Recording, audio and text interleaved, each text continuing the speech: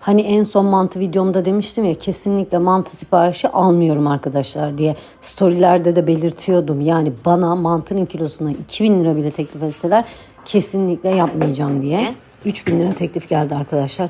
Teklif çok cazip olunca ben de dayanamadım. Giriştim mantıya dermişim. Tabii ki öyle bir şey yok. Mantı hamurum vardı buzluğumda. Dedim ki en azından belimi zorlamadan şöyle bir pazı yapayım. Evde çoluk çocuk bir güzel yeriz.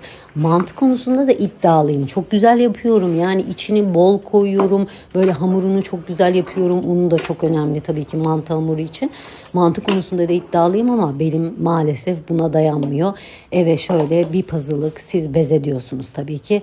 Bir sola devril, bir sağa devril derken mantımı bir şekilde 1 kilodan biraz fazla çıktı. Hallettim. Fırınlamak üzere de hazırladım. Fırın tepsime de koydum ve gururla sizlere sunarım. Görüşmek üzere. Kendinize iyi bakın. Daha mantı videosu göremezsiniz.